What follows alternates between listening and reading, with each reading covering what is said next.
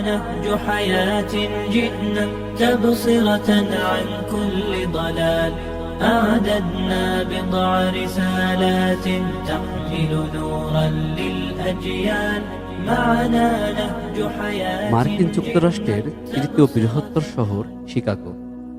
এখানের একজন প্রসিদ্ধ খ্রিস্টান পাদ্রীর 10 বছরের ছেলে ইসলাম ধর্ম গ্রহণ করে এখন পুরোদস্তুর দিনের দায়ী।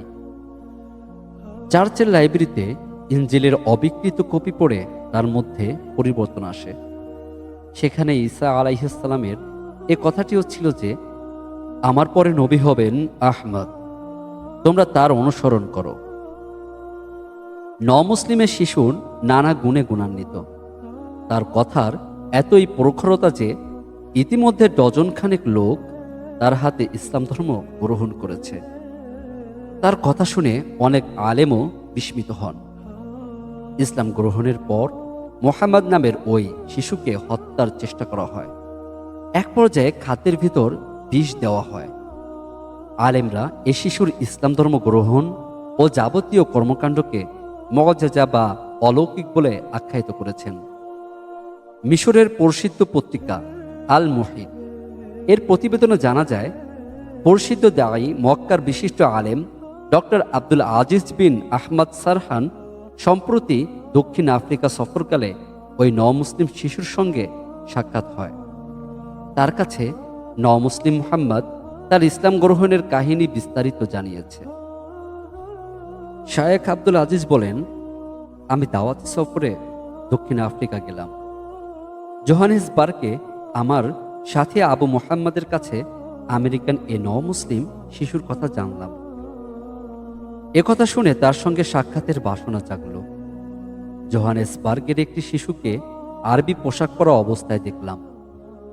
ওই শিশুটি সামনে দিয়ে যাওয়ার সময় আমাকে সালাম করল। এরপর জিজ্ঞেস করলাম, তুমি কি সৌদি আরবের?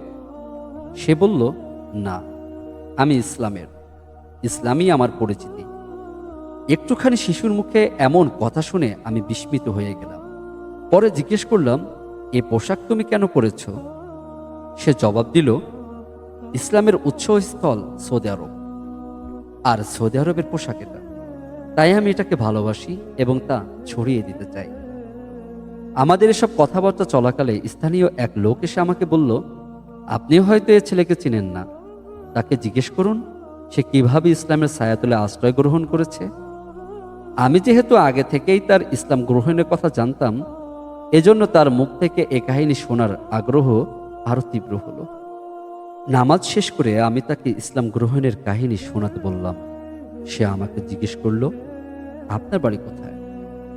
আমি বললাম, মক্কা মুকাররমা। একথা শুনে সে আমার সঙ্গে এসে মিশে গেল এবং আমার হাতে চুমুক খেতে খেতে বলল, আপনি মক্কার লোক, যে শহর আল্লাহ সুবহানাহু ওয়া তাআলার।